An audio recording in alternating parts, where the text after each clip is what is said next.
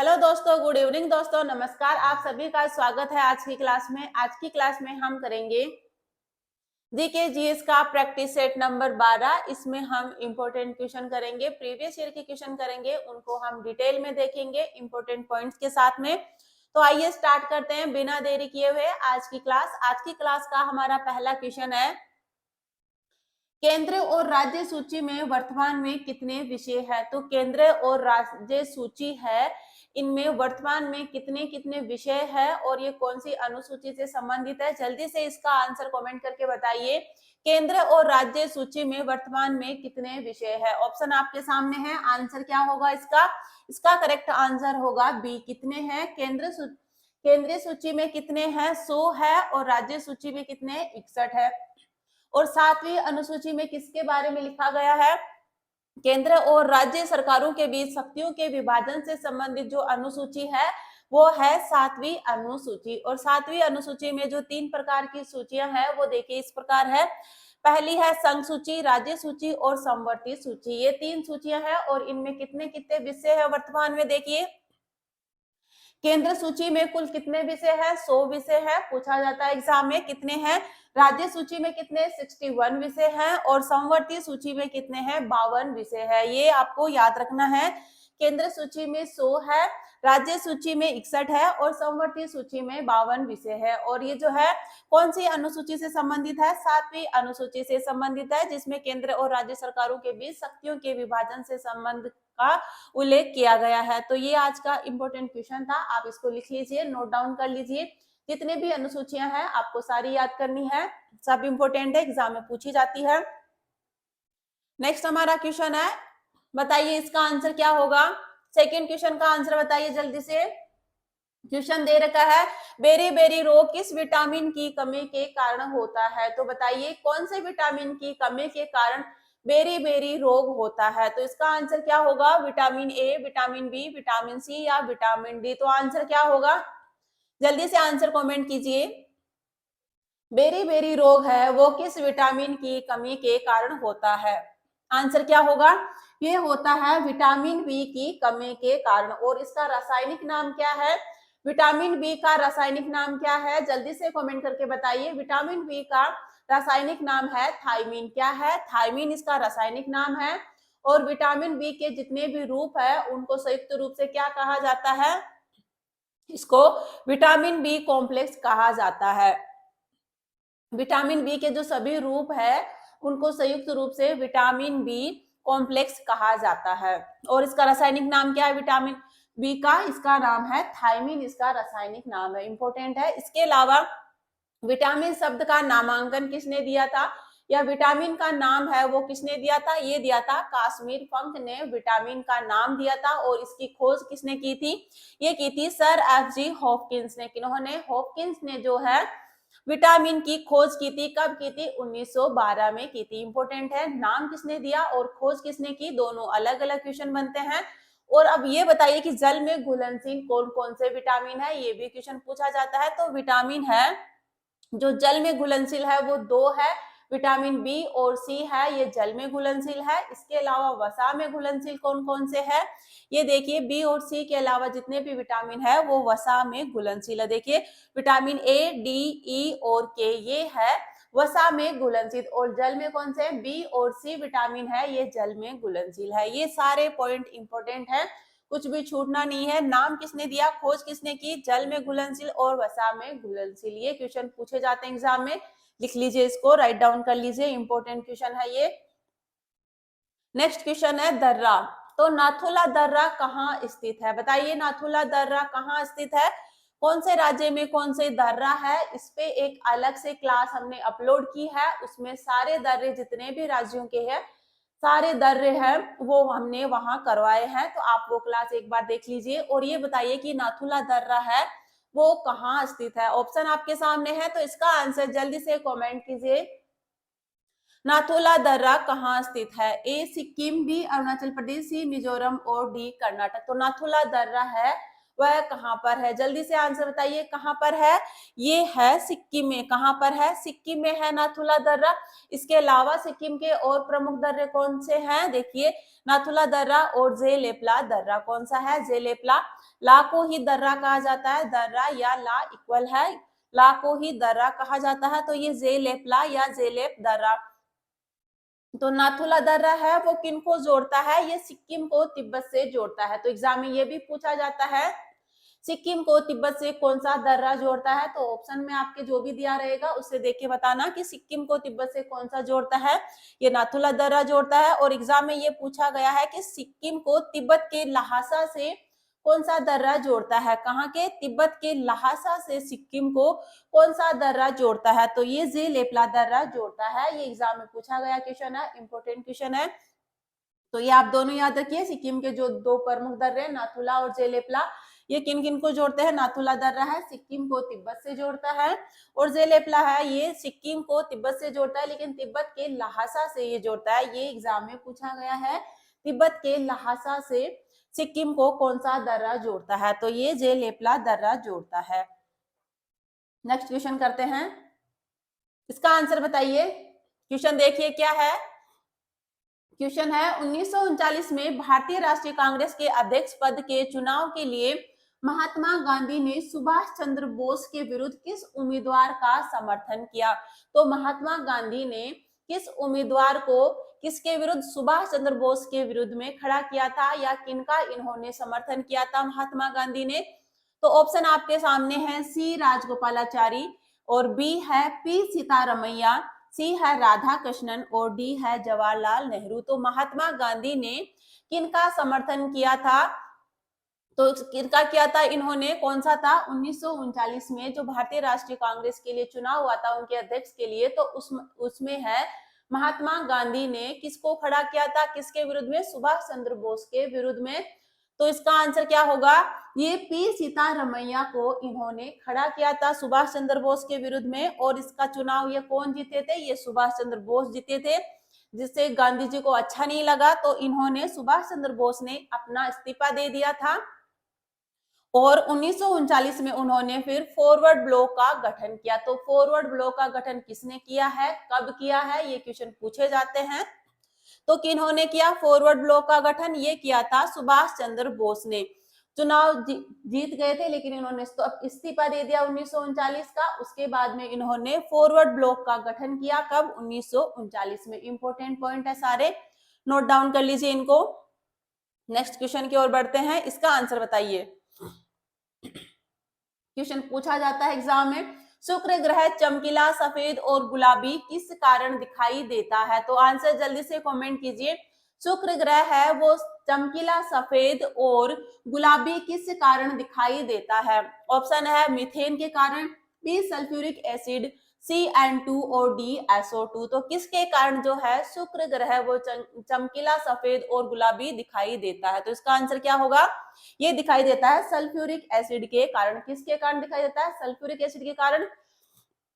और जो पृथ्वी है ये नीला ग्रह किस कारण दिखाई देता है? तो ये जल की उपस्थिति के कारण जो पृथ्वी है वो नीला दिखाई देता है। एग्जाम में पूछा गया क्वेश्चन है, पृथ्वी है ये नीला ग्रह किस कारण दिखाई देता है? तो ये जल की उपस्थिति के कारण जो है नीला ग्रह दिखाई देता है। इसके अलावा अन्य ग्रह भी देख लीजिए, इनका रंग है वो किस कारण से दिखाई देता है? अरुण है, ये कैसा दिखाई देता है? ये हरा दिखाई देता है। या अरुण है, ये हरा ग्रह किस कारण से दिखाई देता है? ये मीथेन के कारण जो है अरुण हरा ग्रह दिखाई देता है। किसके कारण? मीथेन की उपस्थिति के कारण अरुण जो है हरा दिखाई देता है। मंगल है वो लाल ग्रह, लाल दिखाई देता है किसके कारण? आयरन ऑक्साइड के कारण। किसके कारण दिखाई देता है मंगल ग्रह लाल ग्रह के जैसा? ये आयरन ऑक्साइड के कारण जो मंगल है ये लाल दिखाई देता है। और शनि है, ये कैसा दिखाई देता है? काला दिखाई देता है। किसके कारण? N2 की उपस्थिति के कारण शनि है ये काला दिखाई देता है। और बृहस्पति है ये पीला ग्रह, कैसा है? ये पीला ग्रह है। किसके कारण दिखाई देता है ये पीला? ये SO2 की उपस्थिति के कारण पीला दिखाई देता है। कौन सा? बृहस्पति है। सारे है, इनको राइट डाउन कर लीजिए, जल्दी से लिख लीजिए, इंपॉर्टेंट है, सारे पॉइंट इंपॉर्टेंट है। जब पृथ्वी के बारे में पूछा गया है तो इनके बारे में भी पूछा जा सकता है आपके एग्जाम में। जल्दी से लिख लीजिए इनको, पेपर पेन साथ में रखिए और आप भी साथ साथ में लिखते जाइए। देखिए ऐसे ही क्वेश्चन एग्जाम में पूछे जाते हैं, प्रीवियस ईयर का क्वेश्चन है तो इसको आप लिख लीजिए। नेक्स्ट क्वेश्चन करते हैं, इसका आंसर बताइए। ये भी पूछा गया क्वेश्चन है प्रीवियस ईयर का, तो इसका आंसर बताइए। रजिया को किस वर्ष दिल्ली सल्तनत की गद्दी से हटाया गया? तो कब हटाया गया था? रजिया सुल्तान को दिल्ली की जो है गद्दी से कब हटाया गया था और इनको कब गद्दी पर बिठाया गया था, ये भी पूछे। इन्होंने कितने वर्ष तक शासन किया और एकमात्र महिला शासिका थी जिन्होंने दिल्ली पर शासन किया था। तो बताइए रजिया को किस वर्ष दिल्ली की गद्दी से हटाया गया था? तो इसको कब हटाया गया था? ये हटाया गया था 1240 में। और कब बिठाया गया था? 1236 में इनको दिल्ली सल्तनत की गद्दी पर बिठाया गया था और 1240 में इनको हटा दिया गया था। इन्होंने कुल 4 वर्ष तक शासन किया था। देखिए मध्यकालीन भारत में दिल्ली सल्तनत की पहली और एकमात्र महिला शासक थी। कौन थी? रजिया सुल्तान। कौन थी? दिल्ली सल्तनत की पहली और एकमात्र महिला सुल्तान कौन थी? ये थी रजिया सुल्तान। वह अपने पिता सुल्तान इल्तुतमिश की मृत्यु के बाद 1236 में सिंहासन पर बैठी थी। कब बैठी थी? 1236 में ये सिंहासन पर बैठी थी। इनकी पुत्री थी, ये सुल्तान इल्तुतमिश की पुत्री थी। इनकी मृत्यु के बाद में ये सिंहासन पर बैठी 1236 में। 4 साल इन्होंने शासन किया और 1240 में इनको हटा दिया गया था। ये इंपॉर्टेंट है, मध्यकालीन भारत में दिल्ली सल्तनत की पहली और एकमात्र महिला शासक थी। कौन थी? रजिया सुल्तान। ये क्वेश्चन एग्जाम में पूछा गया है। तो नेक्स्ट आपको ये भी पूछा जा सकता है कब ये सिंहासन पर बैठी थी, कितने साल तक इन्होंने शासन किया और कब इनको हटा दिया गया। और ये तो इम्पोर्टेंट है ही, ये एकमात्र महिला थी जो दिल्ली की सल्तनत पर इन्होंने राज किया था, रजिया सुल्तान। नेक्स्ट क्वेश्चन, इसका आंसर बताइए। संयुक्त राष्ट्र संघ यूएनओ के महासचिव कौन है? तो बताइए वर्तमान में संयुक्त राष्ट्र संघ या यूएनओ के महासचिव कौन है? ऑप्शन आपके सामने है, जल्दी से आंसर बताइए। क्या होगा इसका आंसर? ये है एंटोनियो गुटेरेस। कौन है? एंटोनियो गुटेरेस जो है यूनाइटेड नेशंस ऑर्गेनाइजेशन के महासचिव है। और यूनाइटेड नेशन ऑर्गेनाइजेशन की स्थापना कब हुई थी? एग्जाम में पूछा जाता है, स्थापना से रिलेटेड क्वेश्चन पूछे जाते हैं, इनके सदस्य संख्या से भी पूछे जाते हैं। मुख्यालय इनका कहाँ है? जितने भी अंतरराष्ट्रीय संगठन है उनका मुख्यालय कहाँ है? उनके हेड कौन है? उनके सदस्य देशों की संख्या कितनी है? सब एग्जाम में पूछा जाता है। ये सारे पॉइंट इंपोर्टेंट है एग्जाम के पॉइंट ऑफ व्यू से, तो आपको सारे याद रखने हैं। तो इसका बताइए स्थापना कब होती है संयुक्त राष्ट्र संघ की? ये होती है 24 अक्टूबर 1945 को यूएनओ की स्थापना की गई थी।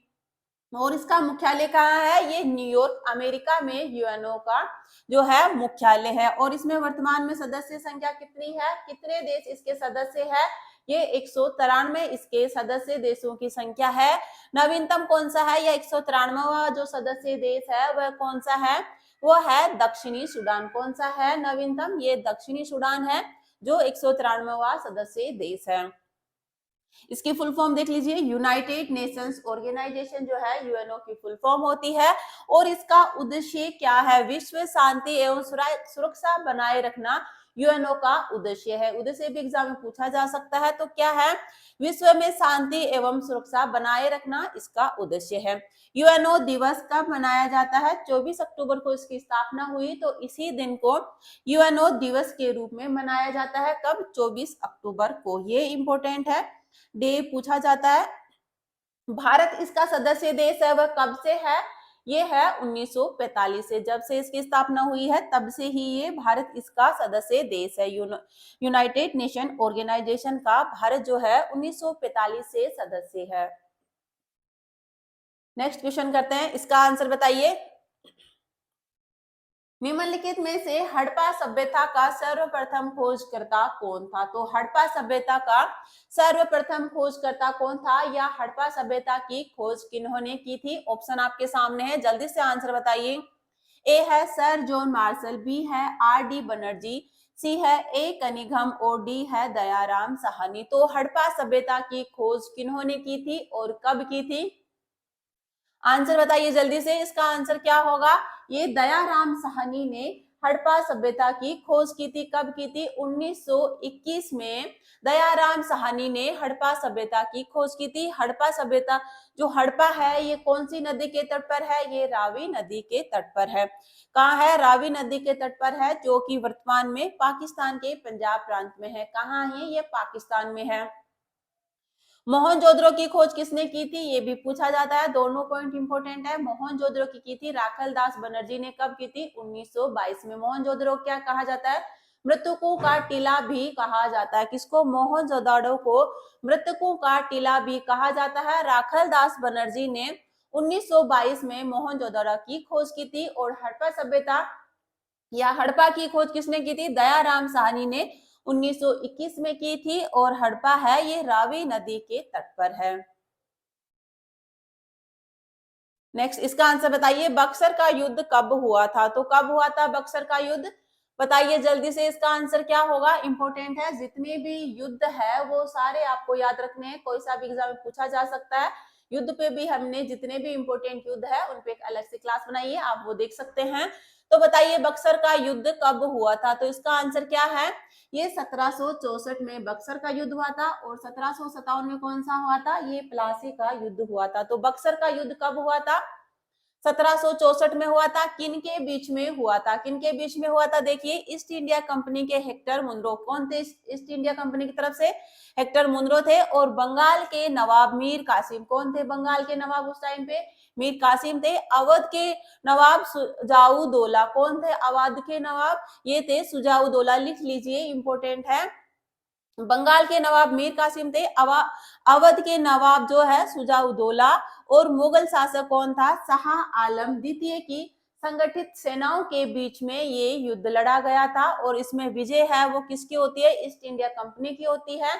इसका नेतृत्व किसने किया था? हेक्टर मुनरो थे, जो इस टाइम पे गवर्नर थे। कौन थे? ईस्ट इंडिया कंपनी के हेक्टर मुनरो। और बंगाल के नवाब मीर कासिम, अवध के नवाब सुजाउदौला और मुगल शासक कौन थे? शाह आलम द्वितीय की सेनाओं के बीच में ये युद्ध होता है। कौन सा? बक्सर का युद्ध कब होता है? 1764 में होता है। नेक्स्ट क्वेश्चन, इसका आंसर बताइए। सिग्मो उत्सव किस राज्य में मनाया गया? तो सिग्मो उत्सव है वो कौन से राज्य में मनाया जाता है? इसका आंसर क्या होगा? एग्जाम में पूछा गया क्वेश्चन है। तो सिग्मो उत्सव है वह कौन से राज्य में मनाया जाता है? ऑप्शन दे रखे हैं, ए गुजरात, बी गोवा, सी पंजाब और डी दिल्ली। सिग्मो उत्सव कहाँ मनाया जाता है? तो इसका आंसर बताइए जल्दी से। ये मनाया जाता है गोवा में। कहाँ पे? गोवा में ये उत्सव मनाया जाता है। गोवा के और भी त्योहार देखिए, कौन कौन से त्योहार है जो गोवा में मनाए जाते हैं। गोवा कार्निवल्स, साओ जाओ महोत्सव, सिग्मो महोत्सव। और ये इंपॉर्टेंट है, सेंट फ्रांसिस जेवियर का पर्व। कौन सा है? सेंट फ्रांसिस जेवियर का पर्व है, ये गोवा में मनाया जाता है। गोवा सनबर्न फेस्टिवल और गोवा खाद्य और सांस्कृतिक महोत्सव, ये है गोवा के महोत्सव। ये सारे गोवा में मनाए जाते हैं। इसके अलावा गोवा के इंपॉर्टेंट पॉइंट देखिए, गोवा है ये, इस यहाँ के राज्यपाल कौन है? कौन है गोवा के राज्यपाल? राज्यपाल, मुख्यमंत्री, इनसे रिलेटेड क्वेश्चन पूछे जाते हैं। तो देखिए, गोवा के जो राज्यपाल है वो है पी.एस. श्रीधरन पिल्लई। कौन है? पी.एस. श्रीधरन पिल्लई यहाँ के राज्यपाल है। मुख्यमंत्री कौन है गोवा के? प्रमोद सावंत जी है यहाँ के मुख्यमंत्री।